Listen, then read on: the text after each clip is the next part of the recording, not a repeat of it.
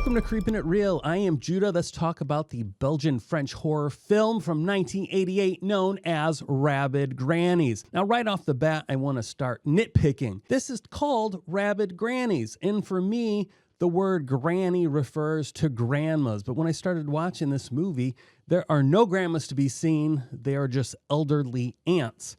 Also, rabid made me feel like this was going to be some kind of diseased, cannibalistic grandmas. The artwork, all of it, nothing about the title or the artwork made me want to watch this movie. However, in honor of my grandma who just passed, my beloved Grandma Trudy, lived to be 98, we all assumed that she was going to make it to at least 103 like her mom. I actually can't remember how old my great-grandma was when she passed, but it was past 100. We thought she was going to make it, and she died suddenly. It was a shock to all of us, but my love goes out to my family as they are grieving. So this review is in honor of my late Grandma Trudy. Now back to the nitpicks. So all of that, the name, the artwork, nothing drew me in, but I decided to give this a go in honor of my grandma, then to find out that there are literally no grandmas in this movie whatsoever, just elderly aunts. Let's watch this trailer together. This will be my first time. I will be pausing and talking over it. I think this is going to be a short review. There wasn't a whole lot about it that grabbed me that I felt that I really needed to make comment on. And let's just enjoy ourselves because this is a silly movie. It is slated as a horror comedy. Oh, another thing that I read. Out of the gate, I was going to say that the dialogue and the acting is so horrible in this. But in my research, I came to find out that the actors had to give their lines in English phonetically English, and most of them did not speak English. So that is why it looks like dog crap. Sounds like dog crap. The audio in general was not real fantastic, but I can give a whole lot of mercy in that aspect knowing this. So let's talk about this as we watch the trailer. Grandma, what big eyes you have. See, okay, like I said, first time seeing this trailer, already they're saying grandma. This really frustrates me. I know it's minor. It's minor. Cinema Cabinet will be all up in my ass about me nitpicking about this, but it bothers me. Grandma, what big teeth you have. Grandma, what a big mouth you have. Oh, goody, goody. We're taking a trip to Granny's house. She and her sister are having a birthday party. Isn't that nice? Perhaps it is time to open up our presents. But be careful, because someone has sent these two sweet old ladies a very nasty present. Side note that you are dying to hear. Apparently they only had one cake, and this grandma had to cut this cake with her big long fingernail in one take because if they ruined it, they couldn't do it again because they only had one cake. Let me give a little, I don't feel like they're really explaining things well, and we're halfway through the trailer, but we have these two elderly aunts, and they're having a birthday party. Both of their birthdays are quite close together, so all of the family gathers together to celebrate, but none of the family actually like them. They're really only just humoring them because they want to get into the will. And it's quite disgusting. Every one of these characters has some kind of a moral flaw, you would say. It's pushed on you quite a bit that the grannies are very altruistic and taking care of people, very religious, and all of these people are trying to put on a facade to be in their good graces. They're one family member, this is where most of the story hinges on, is actually a Satanist, and so he was removed from the will. Now, in revenge, he knew they would all be gathering, and he sent a gift. This gift is some kind of a box that holds some kind of demonic force in it. When they open the box, the the aunts get possessed. There you go. That's the main gist of this movie.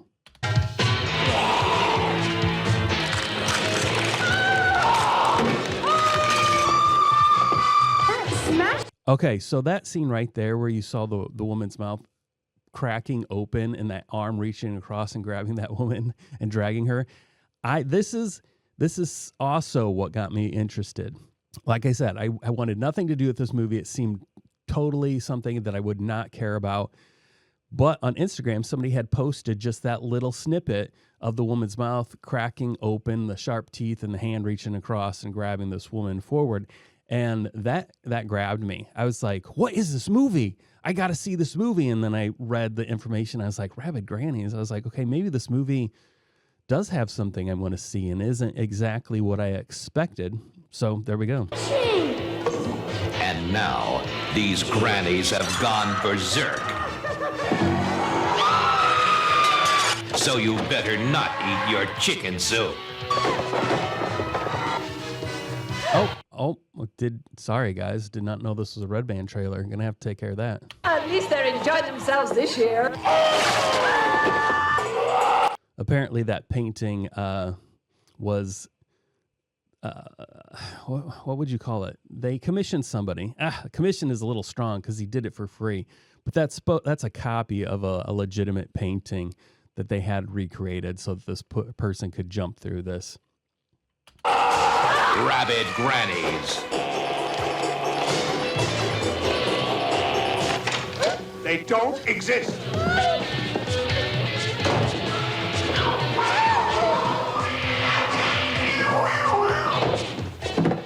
They exist. They're not just grannies, they're party animals, ready to get down. Get funky, get wasted.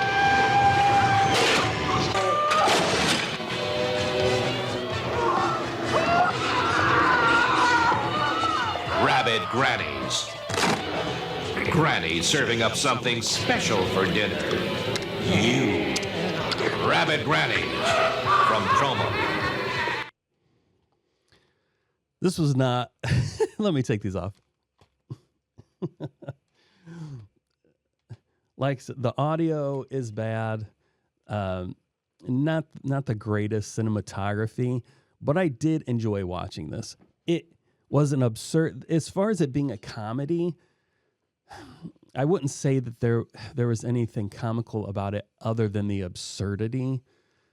I didn't really find any of the characters enjoyable. I didn't find them worth rooting for, but I did enjoy the absurd kills. One thing that kind of frustrates me in several movies is you'll have some kills where some guy will trip and, fall through a glass window and they die instantly. And then you have somebody else who's having their intestines ripped out or, having something else done to them that you would think would obviously kill somebody instantly, and they just last forever. And I that's always weird to me, the inconsistency of the length of death. I guess, if you fell through a glass pane and it cut you open, even that I don't think is going to kill you instantly, but you're going to be dead pretty fast because bleeding out.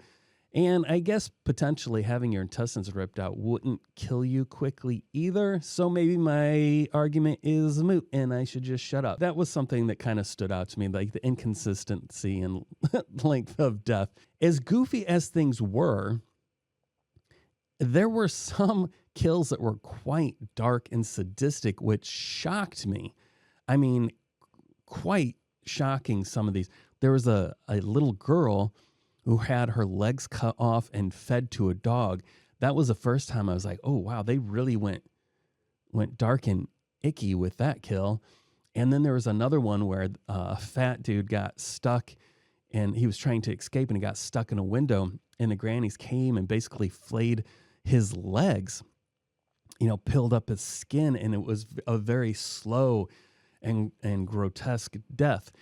Speaking of grotesque, I read that there are a couple versions of this movie out there, and I wasn't really sure which version I had watched because it said that when it was released by TROMA, that TROMA had cut out a lot of the gore. So I was like, the version I watched was pretty gory. If they cut out stuff, then this movie was way over the top. But somewhere I was reading about how there was a scene with an actor that was up on wire suspension for 2 hours, and how it was very draining for him. And they mentioned how that was cut out of the movie. But the movie I watched, which is on Shudder, by the way, that scene where the guy had his arm and his legs cut off and then flung by an axe was in the movie. So I'm wondering if I actually got to see the uncut version. I'm not real sure. There's a lot of information out there. IMDb has a lot of fun stuff. I'll show you this interestingness, and the reason I'm showing it is because I love how it shows basically how it's all about interpretation. You definitely have government that's out there that likes to spin things, or it's the classic, who writes history? The winners write history. Well, this is somewhat a very small example of that. Let me go to IMDb. I want you to see right here. Can you see this? It says all cast and crew worked for free on this film. It makes it seem like when you see that, you're just like, wow, that's really cool. You feel like there was a camaraderie. They saw this story and they were all so excited about it. They just jumped in and they wanted to do this to get this vision out. That's what that says. But then we read down here. You see that? From the 90s to 2010, most of the actors created a case against the producer who never paid them. Ultimately, the judge decided to give reason to the producer. At this day, none of the actors have been paid. See, that's a little bit of different spin there. That definitely is like, okay, they were promised money. They were never paid. The producer's a piece of crap. That's what that picture paints. And I just find that so funny. I don't find it great for the actors. I'm sorry that they have to deal with that. But on a whole, that's just interesting. The winners write the history. So we have two narratives out there. Did they work for free? Or were they shafted and never paid? I don't really know. There are some other fun and interesting things to read about this. There was no heat, apparently, in this castle, which is a very real castle. And they used all the decor that the owner had in there. It's like nobody came in and dressed the sets. That was all what was in the castle. These actors, not a lot of them were professional, or they were film students. Now, one of the actors reportedly during the dinner scene started crying because she felt that she was wasting their time, taking too long and not, performing properly. So you got that. Now, if I'm going to rate this movie, we're going 4 out of 10, guys. I know that sounds pretty low. I did enjoy it, the absurdity of this. Like I said at the beginning, I thought it was just going to be some kind of a lame, almost like a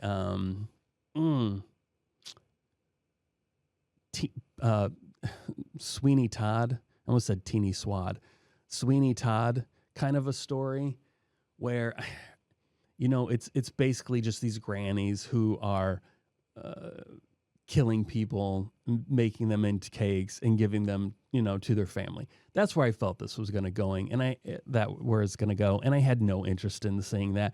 So I was pleasantly surprised that this went, and there was a lot of practical effects, a lot of silliness, a lot of arms and legs getting cut off with splurting blood everywhere, a lot of absurdities like that.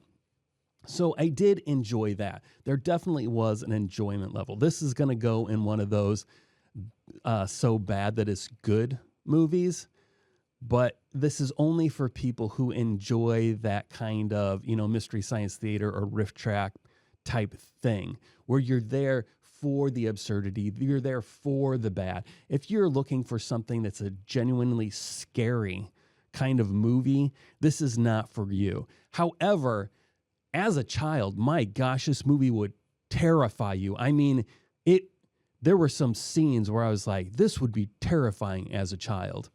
And again, like I said, some of these deaths are very dark and sadistic.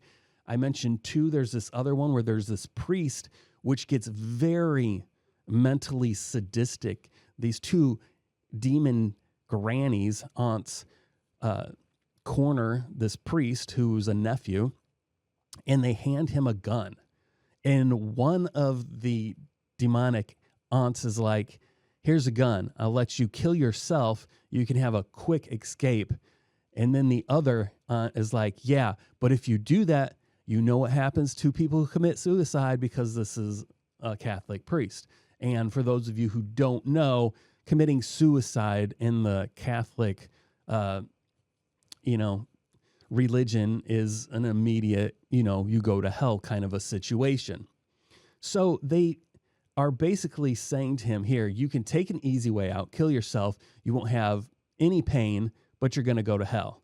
Or if you don't kill yourself, we're going to take as long as possible to kill you. But you'll make it to heaven. What does he choose? It was very sadistic. I was like, wow, this is creepy. But at the same time, I mean, it jives with what, if you believe in the demonic, that definitely jives with something that kind of an evil thing would do, present you with that. So, I mean, at the same time, I was like, man, wow, that they went in places in this movie that I did not expect them to go. So good on them for that. Now, as you know, if you've been watching me, I like to give some context, or I like to give the other side of the story. I'm giving this a 4 out of a 10, not a fantastic score. So let's go to IMDb. Let's try to find somebody who liked this movie a little more than me. This review contains spoilers. I already do not entirely agree with this.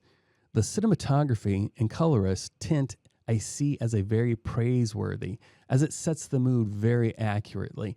Now, you could go either way. If you say the mood as far as you wanting something that feels like it comes from a certain era, it feels like it comes from the 80s, then I would say yes. But for the overall enjoyment of it, I'm going to say no.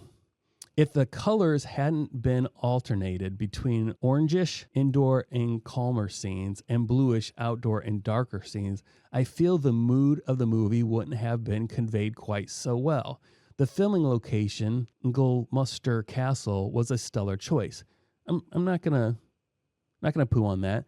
But now that they've gone into more of their description of the orangish inside and the bluish outside, I can see this, and I can get on board with that. Philosophically, I see the irony as when there are Belgium elite gathered with supposed saintly priest, but when all hell breaks loose, we see a raw and honest depiction of their cursing and innermost sins. That I applaud the filmmaker for. Adding on to that, I feel it is important to state that this paragraph, despite one who may think taking a B horror movie so serious is trivial. Lastly, this movie is very underrated in its makeup and gore effectiveness. It was great. It was fantastic for what it is, the kind of thing that I enjoy seeing. It was fantastic. This movie serves as a precedent for what future filmmakers should model their monster costumes off of. I don't know about that. And quite honestly, the costumes were given me Nosferatu, the Shape of Water vibes. Wow, I'm not feeling the Shape of Water at all in this movie. I have not watched Nosferatu, so maybe, but Shape of Water, I'm definitely saying no. The gore was also effective because it was subdued but noticeably superb editing. Notable superb editing. My favorite quote was, "I'll knife those two holy orbs that you have little use for." This is fantastic. When that line came up, I thought of everything. I thought that was a great line. Okay? And I was thinking about bringing it up, but I couldn't remember the exact wordage. So I'm really grateful that this person brought that up. This scenario that they're talking about is basically all hell has broken loose. The aunts have become demon possessed.